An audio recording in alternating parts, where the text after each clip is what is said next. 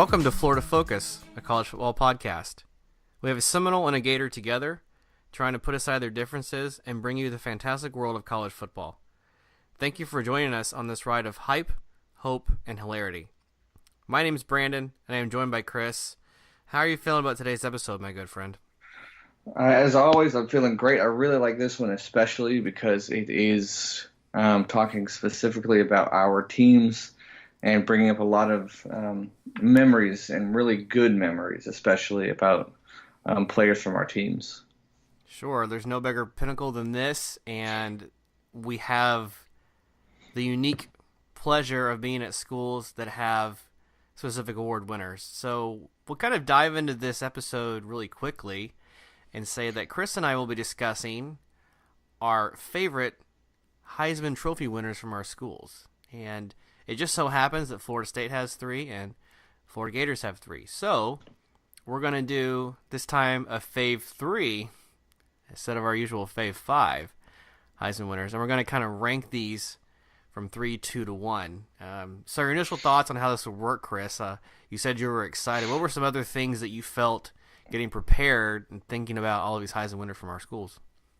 It was tough trying to just, think about the Heisman season, not so much the other stuff of the career, or maybe, the coaching and NFL stuff, just kind of focus more on the Heisman. I had to really factor that in big time when I'm making my list. Yes, and I was looking over this, and I'm pretty sure I'm accurate on the Gator side. At least one of your Heisman winners won the trophy without a national championship, but won the following year. And that was an interesting aspect as I was looking into it as well, when you look at a player and you're saying they're the best in the nation but didn't win everything. Not that season, anyway. Is a lot of, and it'd be interesting too to talk about later on a list of players that didn't make the Heisman, but maybe should have. Right. That crossed my mind also. Yeah. But today's about the actual winners who took home the trophy. Absolutely. So we'll do our usual format here. I will start, and I'm going to talk about my number 3 Heisman winner, and then I'll throw it to Chris, and I'll talk about his number 3. Back to me, number 2, then to him, number 2, and then my number 1, and his number 1. And we might have taken a slightly different approach in how we prepared for this, but what I wanted to look at was really the season that won that player the Heisman Trophy. I'll kind of dive a little bit into the surrounding years, maybe mostly the year before. But you can't forget all the stuff that came around with him. But of course it's not. about the Heisman. And I should make it clear to those listening, this is our list. We're not saying this is the definitive order it should be in, but it's just our list. And so don't get too upset if we have a guy in a spot that you don't have him in. I echo that, because it's very subjective, and there's a lot of things that factor into both of our decisions. And I think I might ruffle a little feathers with my order, but you can't go too many different directions when you only have 3 guys. Right. Yeah. There's not too much wiggle room there. Right. Excellent. So yes, as you mentioned, this is a very fun topic to think about, because your team had the best player in the sport and beat out literally thousands of other players to win the award. Yeah. So let's go ahead and dive into number 3. So I think real quickly, before we even actually do the countdown, we should probably tell fans that obviously if you're listening and you're a Gator fan, you should know this stuff. And if you're a Florida State fan, you should know this as well. But the 3 Heisman winners at Florida State were Chris Winkie in the year 2000. That was Charlie Ward in 1993 and Jameis Winston in 2013. So for the Gators, go ahead. They had Steve Sprayer in 66, Warfel in 96, and obviously Tim Tebow in 07. All quarterbacks. All 6, actually, yeah. Yep. Absolutely. Yep. And interesting with the Gators, besides being quarterbacks, do you know the other thing they all have in common? Oh, this came up before, and I can't recall at the moment. It's a- They're all sons of preachers. That's right. No, that's Yeah, a all very. three of us. So if you are a quarterback at Florida and your father is not a preacher, don't think about winning the Heisman. It Just should be recruiting requirements from now on. Just yeah, exactly. recruit the Bible Belt a Uh, little heavier. that's a good arm you got there. Great vision. What does your father do for a living? Great prerequisite. Absolutely. Yeah. Hey, Excellent. Well, the numbers speak for themselves. The numbers speak for yeah. themselves. Well, Florida State's winners are not as divine, so I'll preface that. I, you said it, not me. Not the, not quite the background there. They all have an interesting story, though, as all Heisman's do. But Yeah. looking over all of the other schools' winners and even comparing to the Gators, I feel like the stories are even more unique. But I'll kind of dive into that a little bit with each one as well, and I'll let you do the same. Yeah. Okay. So my number 3, Heisman winner at Florida State. And I'm curious, I'm sure you've done a mental tally of where you would rank the Heisman winners. My number 3 is Chris Winkie. Okay. He has the nickname Rip Van Winkie for a reason. His interesting story begins when he grew up in Minnesota. He was a very highly recruited quarterback. He was actually recruited in the 1989 offseason. And most people would point to this and say, that happens to be, around the same time that our other Heisman winner, Charlie Ward, was being recruited. And that's because they're roughly the same age. Yeah. The difference is Charlie Ward came at the general age someone would come into college at 18, and Chris Right. Winkie came to Florida State at the age of 26. Which is crazy. Which is crazy for someone that age to step into that position and do what he did. It really is. Now, everybody asks, well, what was he doing for that time? Well, he actually spent 6 years in the minor leagues of the Toronto Blue Jays playing baseball. Yeah. Made it all the way up to AAA. He had a kind of a standing agreement with Bobby Bowden, who recruited him as he graduated high school, and said, well, if you ever want a scholarship, just let me know, and you still have one. Well, he took him up on the offer. He was in AAA. He was about to go pro, and he said, I just don't think I'm going to get there, and I'd rather go back to college, so that's what he did. I was surprised to find out that Chris Winkie actually grew up a Miami Hurricanes fan. Really? He had one of his sports heroes, blanking on the name right now, actually went to University of Miami, and that's where he wanted to go, but signed with Florida State instead. The baseball arm helped him because his Heisman winning season, he threw for 4,167 yards and 33 touchdowns. Now, he was helped with a lot of good receiving core, and you also have a lot of good running backs and a good backfield. So if the pass game wasn't quite there, it was a short yardage situation, you could hand the ball off as well. So his passer percentage was 61.7%, which is really good. He actually I was surprised to have 11 interceptions that season, which isn't terribly high, especially when you're throwing that much. Yeah. It's going to tend to happen. The more surprising stat to me was his rushing yards, and they were flat out embarrassing. Let me tell you.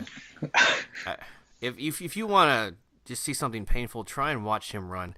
He had 30 rushes for negative 97 yards, which means essentially he was just taking a bunch of sacks if he ever was exposed in the pocket. He actually did have one rushing touchdown, believe it or not, that year. But that's surprising because he was a big guy too. I thought he'd maybe get more quarterback sneaks in there. Yep, 6'5", 240. Yeah. He was pretty big. But a lot of that pressure started to show itself at the end of the year when we played Oklahoma in the Orange Bowl. And any time that he really tried to run in that game, he was pressured. And one time he fumbled. So it didn't look pretty. And it wasn't designed to. You have the pocket protection is designed to be good. You have wide receivers like Snoop Menace and Peter Warrick. Peter Warrick graduated in 99, so he wasn't on the 2000 team, but you have all of these all-star, some of the best wide receivers. He kind of got away with throwing some not great passes. Mm, He kind of laid it out there and made the receivers work for it, but because they had the talent, you didn't notice it as much. It right. did kind of show itself in the Orange Bowl against Oklahoma because we didn't have Snoop Minnis. He was on game suspension. So we're playing all of our backups, and it started to look pretty ugly. But outside of that, yeah, he had the arm. I don't think anyone can argue that. He had his moments though. I think it was in the '98 season. He set a Florida State record for most interceptions at a game at 6. Wow. That's pretty rough. No surprise, we lost that game. I think it was NC State, and the '98 season that might have been our only loss going in the title game. So you see some moments. He did have a neck injury. It sidelined him the year before, or I think it was '98 or '99. So we ended up playing by means of another injury, our third string quarterback against Florida in '98. Uh, Is that the and Rooster?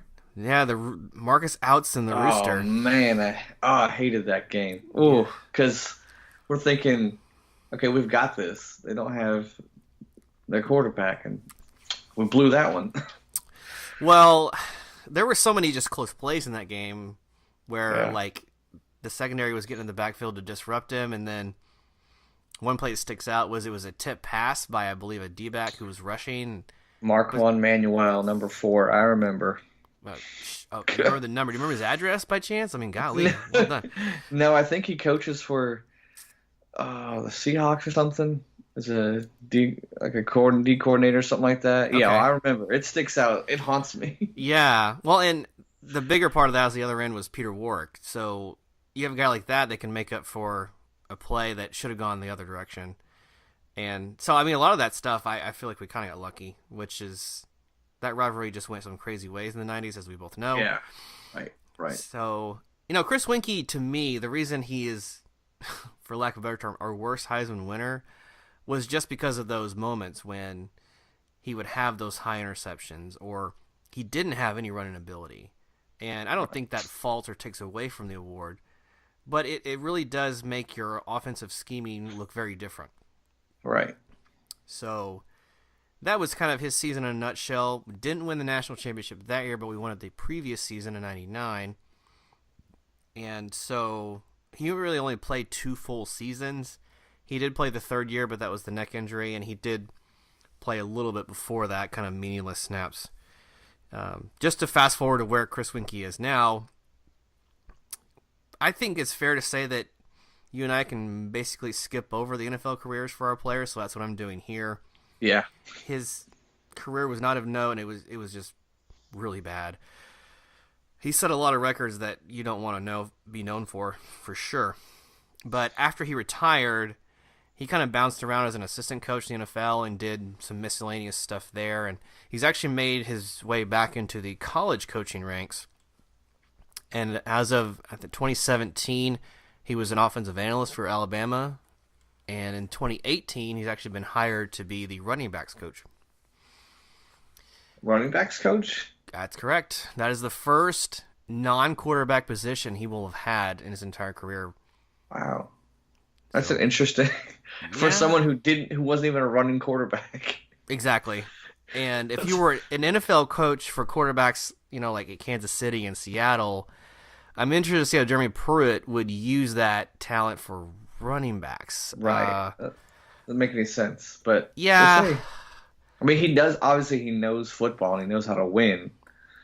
But it's a different position. Yep. So a lot of the after his really good season with Florida State, a lot of the coaching positions and a lot of the a lot of the teams he ended up being a quarterback for just didn't seem to be quite a great fit. But a Heisman winner nonetheless, the oldest Heisman winner, as almost everybody likes to point out. But I don't know if that'll. I don't know if that'll be broken anytime soon. Right. I don't know that he was going for that record. Right. I really want to be 30. Yeah. No one wakes up hardware. going, "That's the record I'm going to break." And a lot of his struggles in the NFL had to have been to his age because there's no learning curve for a guy like that. Yeah. If you're 29, you get. By the way, he was drafted in like the fourth round, not even very high. He goes to the Panthers. He's back up most of his career. You don't have time to develop him. He's got to play right away. Right. It's a short window. Absolutely. So he really has to know it going in, and I think that was kind of where starting that late with the full football experience really started to hurt his career. But anyway, the season itself in 2000, it really was a good year, and certainly had a lot of yards. Still to this day is a passing, well, the yardage anyway, isn't it? Is a Florida State record. Didn't he have a play where he like threw like a 98-yard bomb, like a fake play action? No, it was a play action, fake the run. But he did a play action. Like I remember, there's a play where he was in the end zone and he just chucked it to a guy because they all bit on the run. Absolutely, we're on our own 2 yard line. Of course, play action, and nobody expects you to pass that deep. Right. The clever thing about that play is he stood there in the end zone, like he sold it so well, and Right. he just tucked the ball behind his back, and he sat there for a good 3 seconds before he launched back and then threw it, and he had an incredible arm, obviously. Yeah, that play out of all of his plays, that's the one that sticks out to me because, like you said, just seemed like forever he's just waiting in the end zone, Yep. hiding the ball, and they all bit. No one knew it was there, and he was just patient and confident in his arm they could throw it. Yeah, it's interesting to me, and maybe this is why I had him as number 3. Is he had a lot of good games and a lot of good moments, but to me, they were in 98, 99 seasons. And Mm, I believe that game might have been 2000, but it might not have been. And his best game was against the Virginia Tech Hokies in the 99 title game, which was the season before. right. So, and he certainly wasn't the Orange Bowl of the title winning, or excuse me, the Heisman winning year. So maybe because it's harder for me to pinpoint where his career was at its peak, that I had to put him first on the list. Yeah, yeah. True. Excellent. All See, right. All right, cool. So my number 3, and um, most of my picks, whenever we do players or teams or whatever, it's most likely going to be players at the top of the list are going to be players that are kind of either newer or when I grew up. So there's going to be players that played, 60s, 70s, 80s that might be better players, but are going to be lower on my list just because I just didn't watch them, to be honest. okay. And I say that's why number 3 is Steve Spurrier, the old ball coach. There's so much you could say about him, when it comes to Gator football. He is the face of Florida football, I think. I mean, the field is named after him. He won us our first national championship. He coached the Heisman, but before all that stuff, he won the Heisman. And the average fan might not know that if it wasn't for those Nissan House commercials. They might not know that he even won a Heisman Trophy back in '66. But obviously, Gator fans are very well aware of that. But my first knowledge of him was the coach in the '90s. When I was a little kid growing up, it wasn't until later on that my dad said, "Oh yeah, he also won the Heisman." And I was like, "Are you kidding me? That's crazy." And just that idea of being able to win a Heisman and coach a Heisman and coach a national championship team it's tough and rare. I'm not sure how many. He might be the only one that comes to my mind that did that.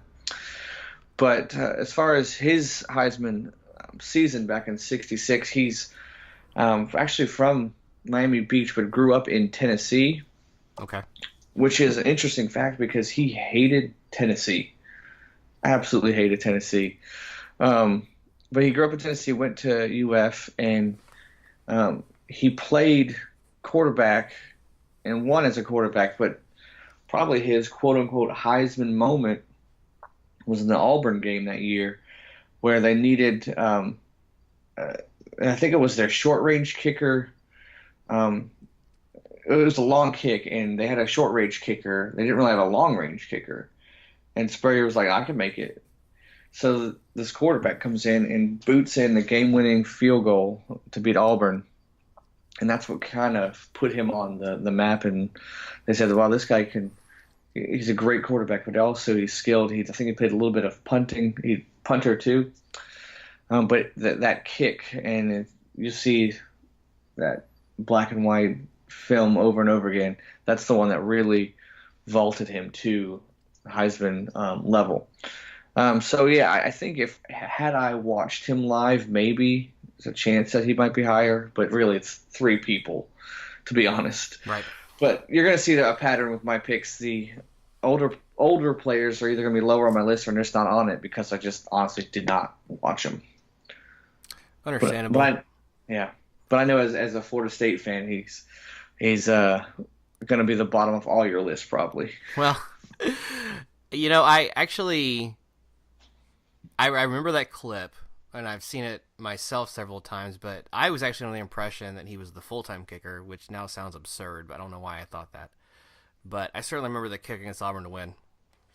Yeah, it was a something you don't see. It's definitely unique. But after that, also we know the success he had at Florida, and then even he tried coaching in the NFL and coaching South Carolina, and he's known mainly because of his coaching. But it all started with him being a quarterback and winning the Heisman that year. It is impressive, and you're right, it's unique to see a guy like that come full circle with it, where he had success there, had the ties to the school, and you're right. If you think of Florida football, he's the first person that comes to mind. Yeah, yeah, and he brought a lot of happy memories as a child to me. But it's cool knowing that he did that for people generations prior to me. That's the old ball player. I can get more into his coaching, but as far as his playing, I don't know too much other than that. Right, right. And I remember his last game was 2001, and he's coaching in the Orange Bowl against Maryland.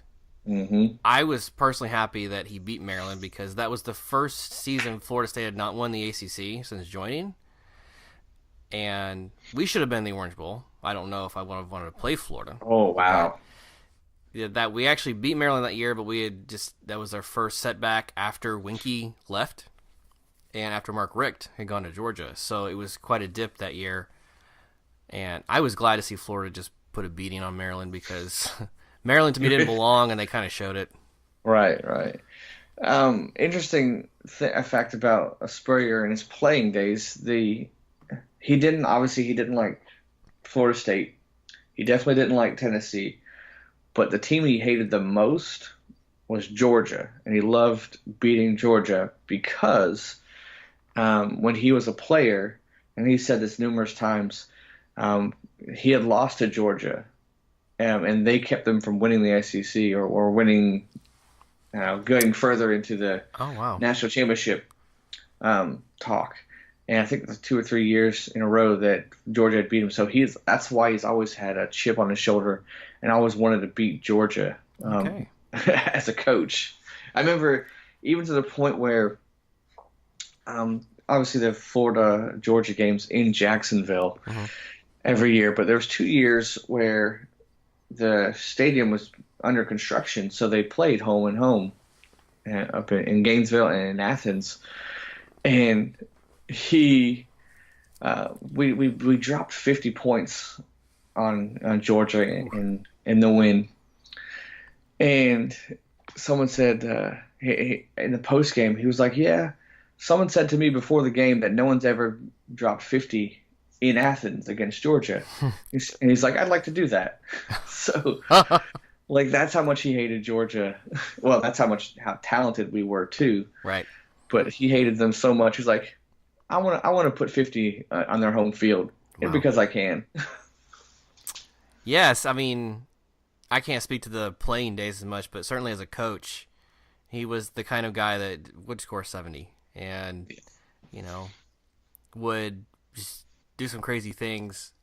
It maybe started with the Auburn kick, or maybe that's just one example of the crazy things he would do. But certainly, from what I know of his playing career, worthy of the trophy. You know, kind of that versatile guy that's kind of everywhere, and I think it's a good choice. It's hard to always put a Heisman winner as like on the bottom of the list, but Right. somebody has to go there. You're right. Right. Excellent, good insight. So I think if we're good, I'll move on to number 2. Yep. So for me, our second best Heisman winner for Florida State was Jameis Winston. Now, this was a guy who only spent 2 years at Florida State, but also came in because he loved baseball. He was a relief pitcher. He was actually out of high school signed by the Texas Rangers. It turns out I've read this is not totally uncommon. Baseball teams tend to see speed and or a nice pitch, and they just kind of draft them, knowing that most of them will say no anyway.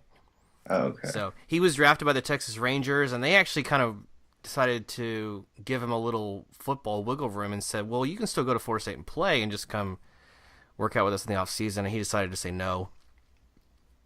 So some of the stats from Jameis's Heisman winning season, which was 2013, as a freshman, passing percentage, it was just under 67%. Which is fantastic. When I was shocked to see how high the number was, actually. He had just over 4,000 yards. He had 40 touchdowns to 10 interceptions. He had a small... I wouldn't say he had a small running ability, but he had enough of running ability that it was sort of a threat. 88 rushes for 219 yards and 4 touchdowns. I mean, so not glaringly fantastic numbers. But he was one of the highest rated, if not the highest rated, dual threat quarterback coming out of State Alabama when he graduated high school. So that was certainly a part of his game. My first memory of Jameis Winston, he redshirted behind E.J. Manuel in 2012. He started 2013, and we played on the road at Pittsburgh. In that game, his completion percentage, he had completed 25 out of 27 passes. Even the 2 passes that were incomplete, one of them the wide receiver didn't get a second foot down, didn't get the first foot down, and so he was out of bounds.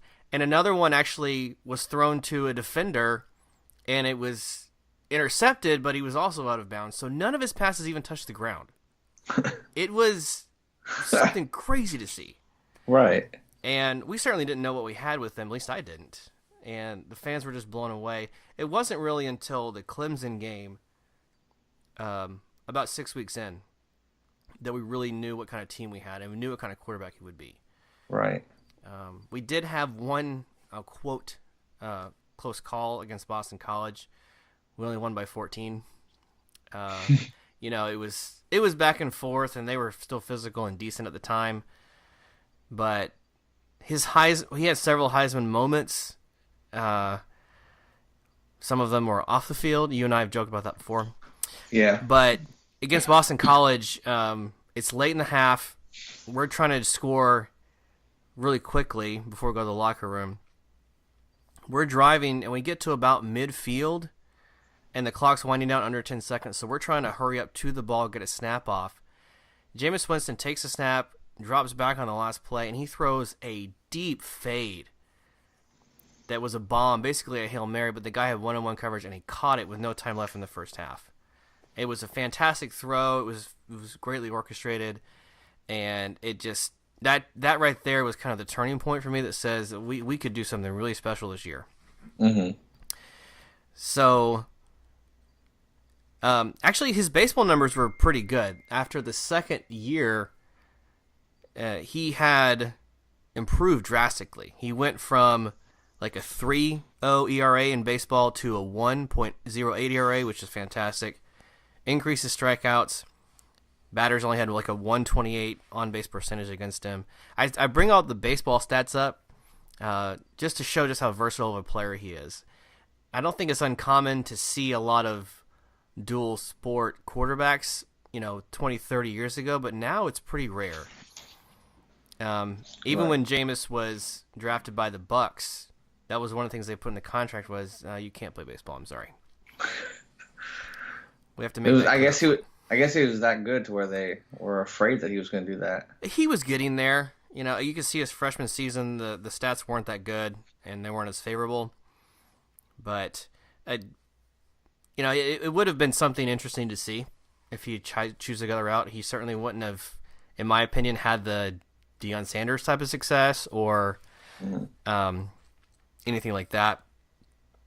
No Bo Jackson, really. I think those guys were just at an elite level. Those are rare. That's Absolutely. very rare. However, I love Jameis Winston, famous Jameis, if you will. I can't talk about him and not talk about some of his controversies, though. I realize Right. that's part of the package.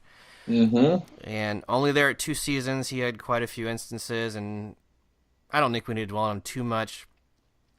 But the biggest one, of course, was sexual allegations, which he was cleared of. They hung around and kind of loomed as a cloud around his life until he went in the NFL. He eventually had to settle a civil case, and I don't pretend to know law or how all that works, but from my understanding, that is something you're not admitting guilt, but you are also not willing to make this fight and struggle continue to go on. So instead of seeing this reappear over and over year after year, you decide to pay a settlement and make it go away. Mm. Everybody draws their own conclusions. I don't feel like maybe this is the platform to say whether or not there was bias and he got away with it. What I will say is this: because of the verdicts that there was eventually nothing found wrong, that is probably the reason why he was able to win the Heisman.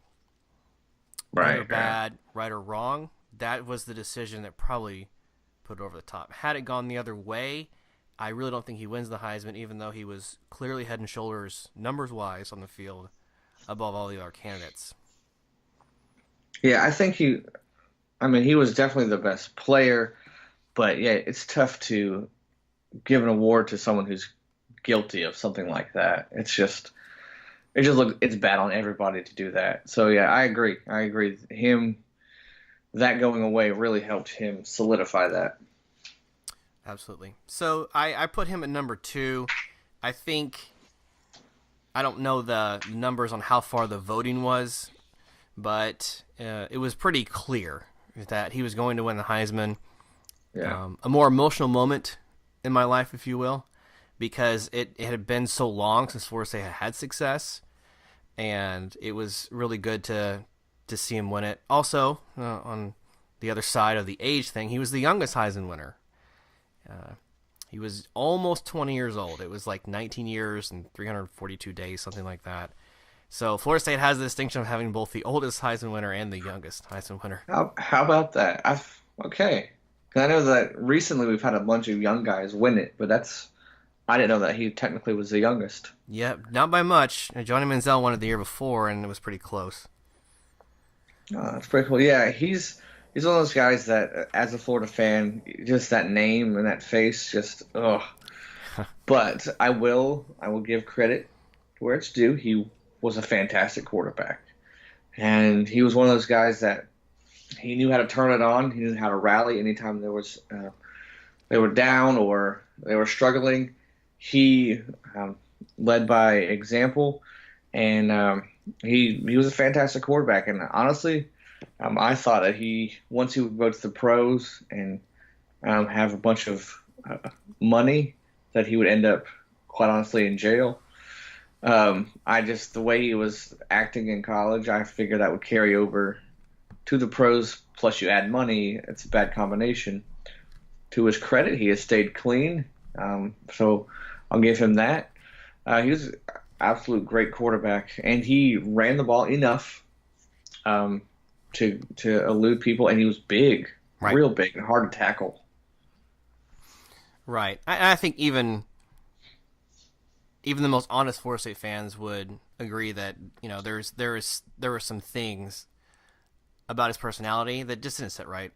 Yeah. Whether it's the small little tiffs he got into, but I know that I'm probably biased in that all that shouldn't matter, but with any school, I feel like we have to remember the age of these guys, and Yeah, they are there's kids. there's got to be a little more grace, to a certain extent. Yeah, but you cannot deny that he was a great talent. Absolutely.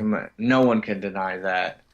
Um, so yeah, yeah. I mean, he was definitely deserved that year. As much as it pains me to say it, he was deserved. It was certainly a fun ride, and so that's why I put him number two for all those reasons. And there's no mystery what the number one will be, but I'll let you get your number two first. And Yeah. Mhm. Yeah, my number two. This was so tough, and a lot of Gator fans are probably not going to like this, but my number two is good old Tim Tebow. Ooh, I know exactly, ooh, exactly. But I'll get to why my number one is my number one. But it's so tough. I mean, you can't go wrong if you put him number one. I cannot fault you at all. I've had debates with my friends, my Gator friends, who's the greatest Florida player. And if you say Tim Tebow, I don't think you're crazy. okay. I really don't think you could easily put him up there. But he's my number two. He's actually born in the Philippines. His dad is a missionary. Um, so he was actually cannot run for president, I don't think. So Oh, that's he's out of the running for that. I know a lot of people would vote for him, but he can't do it. No, but he won it in '07, and he was one of those guys that he was the first guy that really I didn't care about recruiting at all prior to him. When one of my friends like, you got to check out this Tim Tebow guy, oh. and and I really thought for the longest time he said Tim Tebow. It was just like, you mean like the recorder on Wow, TV? wow. He played for Nice High School, and I think it was down to us in Alabama. And Meyer was saying he's a program changer. And I was like, okay, that's pretty big words to say. And I watched a game on ESPN. It was his high school versus, I don't know who else it was playing. It's the first time I ever really watched a high school football game on ESPN. And I watched him play because I knew that we were in the running to get him. And he was pretty talented, and he stood out. And he got on the campus in '06, part of the national championship team, but he was the backup quarterback to Chris Leak. And really, he was just the battering ram. He was the changeup. He was third and short. We know who we're going to give it to. Because at the time, we had Deshaun Wynn, who really wasn't, he was a serviceable back, but he didn't really scare anybody. But we put this freshman quarterback in to run the ball, which was very new at the time. And he did a real good job. He had one job, and just run real hard into that line and get 2 yards. Hmm. But in '07, the big question was, okay, now can you throw the ball? And he did that. And he also kept running the ball too. I believe he was the first to get 20 rushing touchdowns and passing touchdowns in a season in '07. That sounds right. And Yeah. he had 3 or 4 losses that year, mainly because our defense they had a bunch of freshmen, young guys in the D, couldn't keep up. But he did a fantastic job leading that offense, that Myers' new offense, the spread offense, all his guys, and it was perfect fit for him, being able to throw as well as run. And whenever it was third down, there was always this sense of, I don't know, you were just confident that, okay, we're going to throw it on third down. But if for whatever reason the guys are covered, we know that Tebow can run it. And it's a good feeling to have as a fan. It's a really good feeling to have. Like, okay, third and short, that's fine. Third and 10, you're kind of a little worried. But anything under third and 5, you felt really confident that he was going to get it. And he had his Heisman moment game against South Carolina. He had like 5 or 6 touchdowns total. It just really stuck out. I don't know what game it was that really put me over the edge. I remember the Tennessee game. We beat them like 59-20. That's the game I really was like, okay, this guy can actually sling it a little bit. Um, and obviously he had success throughout the year, but it was his off the field stuff with his faith that really got national coverage. Um, and it was a big spectacle. It really was. Seeing him, no matter where you went, ESPN was going crazy over him. And it was a crazy season. It was right in the middle of all of our success with football and basketball, and right in the middle of that crazy fun storm was Tim Tebow winning the Heisman. Yep. That was a lot of good memories, and I think it was good you reminded me that he was the running quarterback in '06. I think I'd sort of forgotten that for whatever reason. But yes, obviously a nightmare for teams to have to face. Florida State did not fare well against Tim Tebow, and it didn't help that we had some down years that time. But I can't agree more, especially about his off the field activities and his Christian background. I've never once actually questioned the authenticity of it. I know some people like to point to that and talk about whether or not that's genuine. I've never doubted that, to be personally honest. Yeah, I know And I'm biased in that, but I'm like, no, that's him. yeah, That's really him. yeah. And I know it rubs people the wrong way, but that's who he is. Yes, he's never shied away from it, which is admirable, even if you don't ascribe to that or you're not a Christian. But to see him constantly give and not give up, even nowadays into his baseball career, into his Yeah. commentating, I I look at a guy like Tim Tebow and I'm just it's just almost so perfect. I'm mad about it. Or like, couldn't he have like a scar on his right cheek or something Right. to like he has to look perfect and handsome too, right? Like all the women want him. He's Christian. Plus, he's a professional athlete. I give up. If there's some Tebow out there, I can't compete. So it's, but even as a Florida State fan, the only time I was just really looking at Tim Tebow and I'm like, okay, this moment is one I'm not going to want to remember. It was when we played Florida. It was raining. Oh yeah. Playing at Doak, Oh yeah. and of course the end zone is painted garnet. And I mean, it is just a sloppy mess. Florida State had these grand illusions in 2008 that we were going to upset the eventual national champions, which I knew wasn't the case. But at least we can keep it close. We didn't do that either. And there's one player, he slides in the end zone, going out of bounds, and he gets up and he is covered on one side. I think it's the left side. He's just covered in garnet paint because it had washed off of the end zone. Yep. And the second he got up, it looked like blood. I said, he's going to be on SportsCenter the next 10 years with Yep. that image. And sure enough, I was right. Yep. Actually, in an interview after that game, because he was like fired up and you could, him throwing the towel around and he looks real pumped. Actually, he and I asked him like, why are you so like you were winning? Like, why are you so jacked up? A couple plays before that, Percy Harvin, our receiver slash running back, got injured and sprained his ankle, and the fans were cheering. And I get it, this team's killing you, and finally one of their guys goes down. You're going to be excited, Nah, and still not sportsmanlike though. it's a rival. Like I'm not saying that you should do that, but I understand the thought process, Yeah.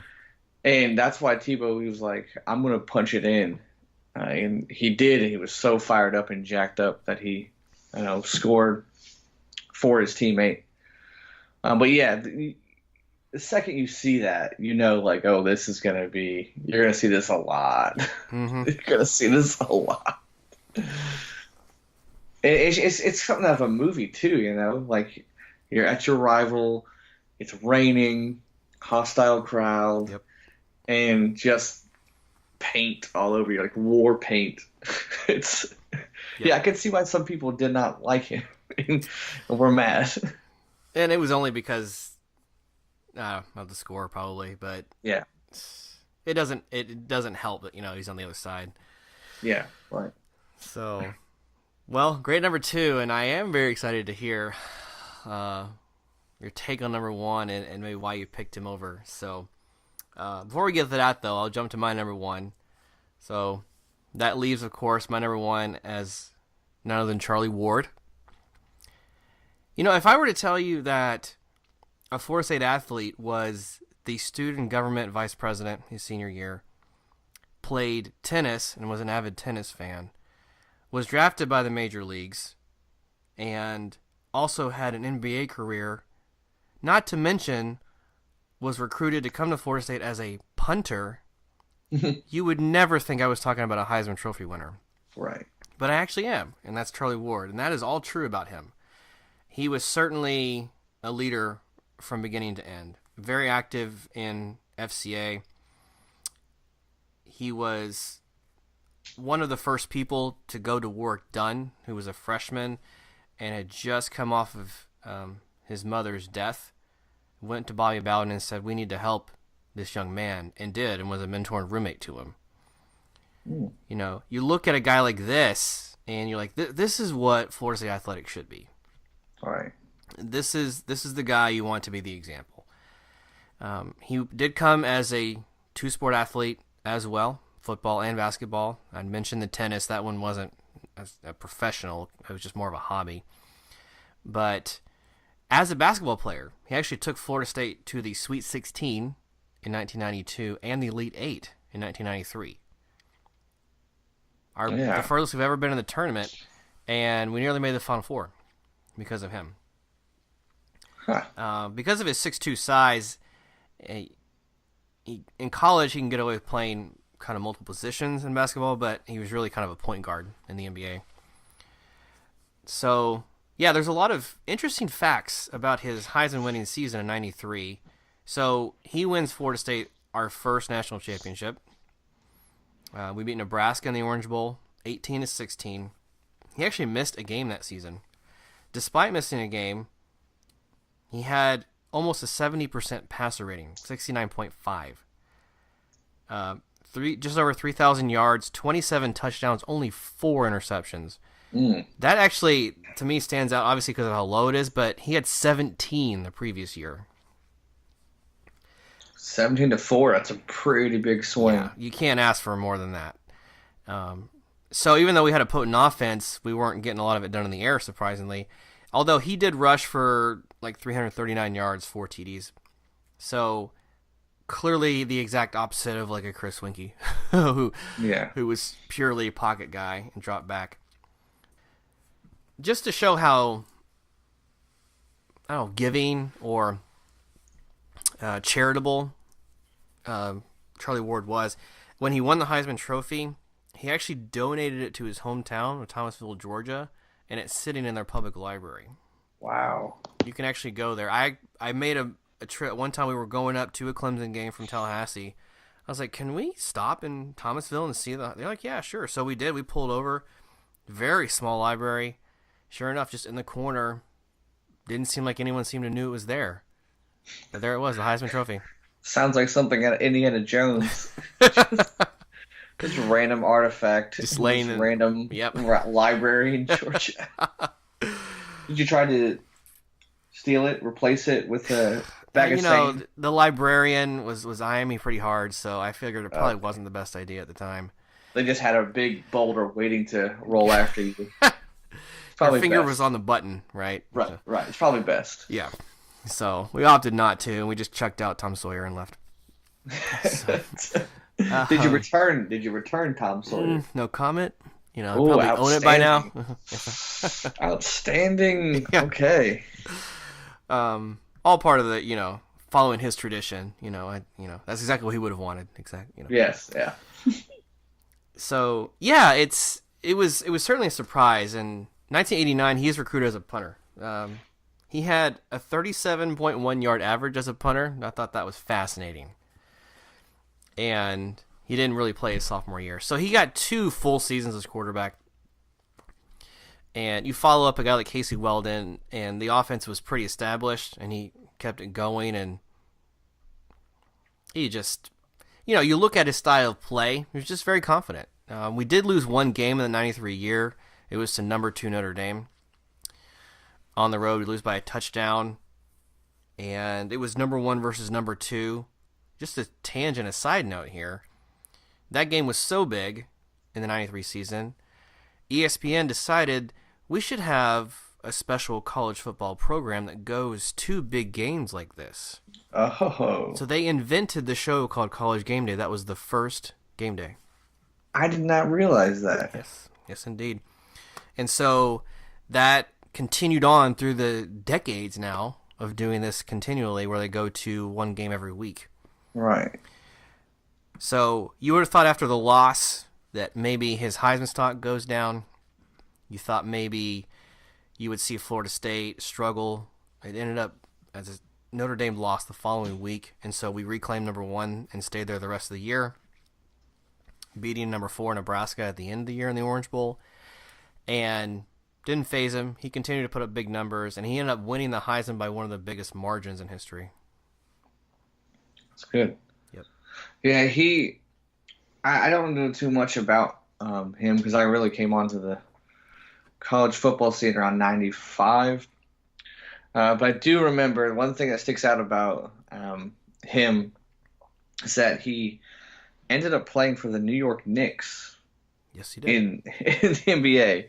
And I thought that was kind of interesting that his Heisman winner is now starting point guard in the NBA.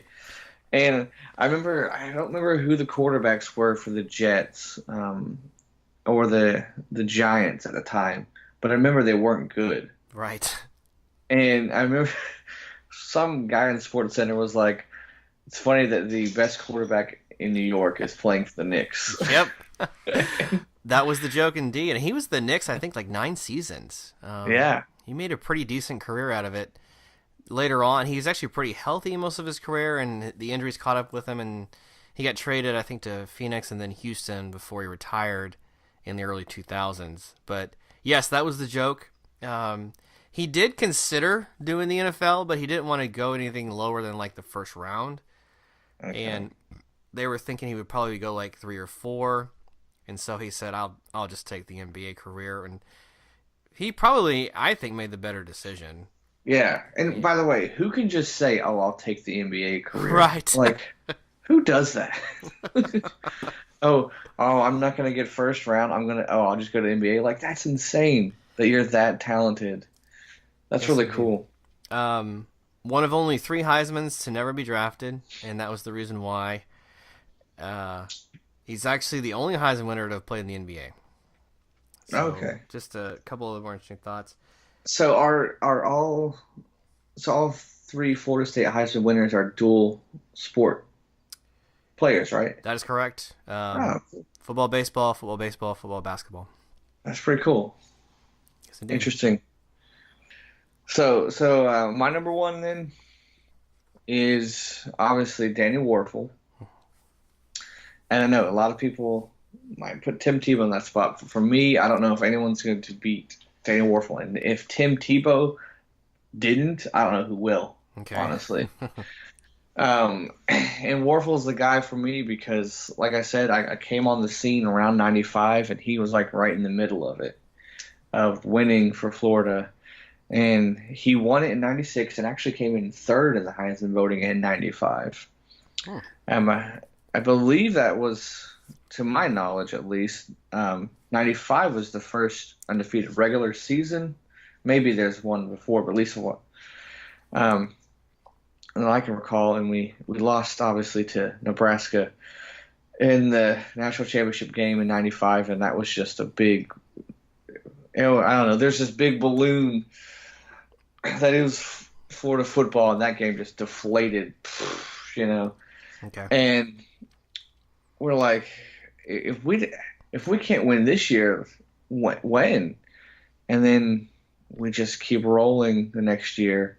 In 96, he put up like 39 touchdowns, had like 114 total. But in 96, he kept rolling, and obviously the game in Tallahassee where Florida State won, I think 24-21, and Yep. just beat him up, just beat him up. Um, but we were fortunate to win the SEC championship game. We had some teams win that needed to win, and they didn't have any playoff or BCS back then, so we ended up playing Florida State again. Yep. And this is the genius of Spurrier. He switched from underneath center to shotgun to give Warfel just a few more seconds here and there, and it worked, and we won. And just the fact that he was the first guy to get us a national championship, revenge game, Florida State, like all that Heisman, like he's just going to be it for me. He's always going to be it Okay. for me. He won four um, SEC championships as a starting quarterback, Wow, I didn't realize which that. which I don't know if that's going to be done again. Right. But his big game, like that he broke out on the scene in '93. We were playing at Kentucky, and we were Kentucky had scored with, I don't know, 20 something, 30 something seconds left to go up. And this freshman quarterback, Warfel, goes into the game, leads us down, and at the end of the game throws like a 20, 30-yard bomb to Chris Doering to win the game, save us from being upset. Wow. And it's the famous Doering's got a touchdown radio call that you hear. But yeah, so you saw it then. Like this guy's pretty good, and he was surrounded by talent. He Yeah. absolutely was surrounded by Ike and Riedel, Jaquez, Fred Taylor in the backfield. So I know that he was surrounded by talent, but I've never seen anyone throw a fade like Warfel. He could just put it right on the money, right in the back of the end zone, where either it's his guy's going to get it or no one's going to get it. He had great touch. He never ran the ball well, except he did have that one touchdown in the championship game, which shocked everybody. No one saw him running that ball for the touchdown. Yeah, but just him finally getting us over the hump really cemented his place in my memory, and that's why he's going to be and forever be number one for me. All great reasons. I remember him. I remember that Florida State game in '97. The only time I question Bowden's coaching, really, because they asked him, like, you're hitting Warfel pretty late. And he goes, my players play through the echo of the whistle. Yeah, And that did not sit well with no, Gator and me fans. neither, actually. And I could certainly see why it wouldn't sit well with the Gator fans. Completely understand. Just a quick note on the '95 season when played Nebraska. That was arguably the best team in college football history. True. And so, yeah, I would have liked to have seen Florida play that one better, but you also probably played the best team ever. Yeah, right. So there's that. And arguably the best player, and the quarterback. But yeah, so that helps a little bit. And but I just thought, like, that was the first year I watched Florida football all the way through and followed them. And hey, we're in the national championship game, and we just get spanked. And I'm like, oh, emotions and feelings, they hurt. They hurt. This football thing, this is not fun as I thought it was. Yeah. But we came back and won, and it just, I was a little kid at the time, really starting to get into it, and he was the leader of our team. Yep. I'm not gonna lie. I really thought you'd put Tebow 1. Yeah. Did you have any doubt on my order?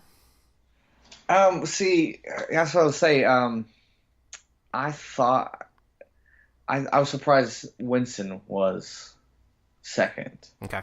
I figured Charlie Ward would be first Because my order for you for Florida State would be one Charlie Ward, then Winky, then Winston. Okay. I just also last names start with W. That's interesting too. Yeah. So if you're a Florida State coach and recruiting, W. Yeah. only recruit quarterbacks with W, For and if they play another sport. W's for the win. Hey Williams, you play another sport? Yeah. There you go. Yeah, Yeah, it's I think actually I don't know. I really look forward to hearing from the Florida State fans on their votes. I really feel like you had mentioned, because Spurrier had played so long ago, that he would probably be three on almost everybody's list.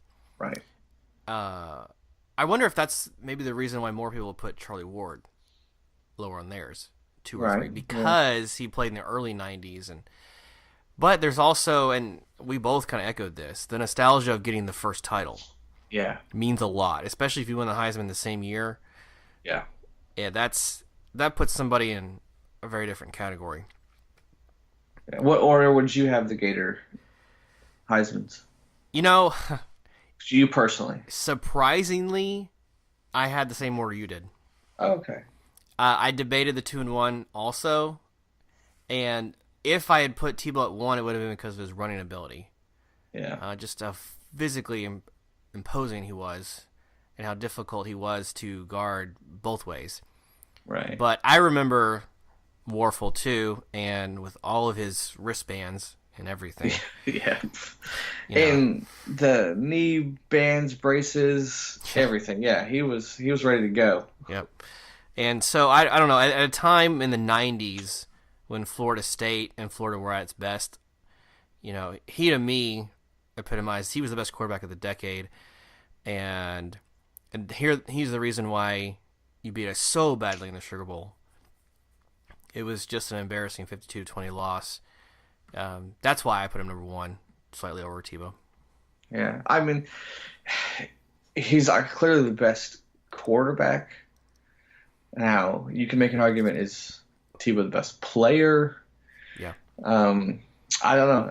If you say Tebow, I don't think you're crazy or wrong, but for me personally, it's damn the man.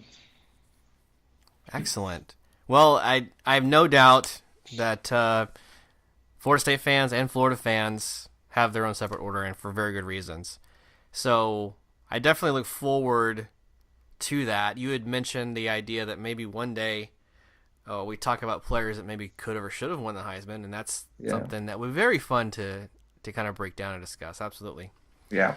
So anyway, Chris, thank you for your input. I'm glad we're able to talk about a lot of these Heisman winners and be honest with each other about how we feel. Even though I'm not going to be a huge fan of your guys nearly as much, that's something we can still put out in the open and be honest with it. I know other Florida State Florida fans are going to agree with that, and we want to be sure to have an honest conversation about it. So I'm glad we could do it.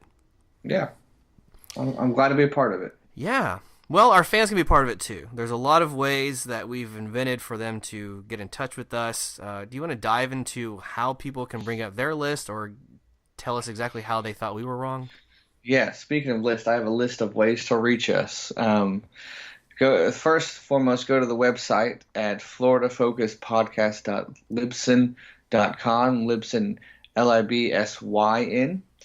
Hit us up at Facebook and YouTube at Florida Focus Podcast, Twitter at Florida Focus Pod, and email floridafocuspodcast@yahoo.com. And we would, like I said, please get involved. Please hit us up with suggestions for the future, future Fave Fives. I would definitely want to hear from you. Email us, see what your list would be and why. Definitely tell us why you put the guys where you put. And give me a good case for Tebow. And I'm very curious to see if anyone wants to put Spurrier at number one. Yeah. And I welcome the input. I would hope that we're going to draw some mature fans on both sides.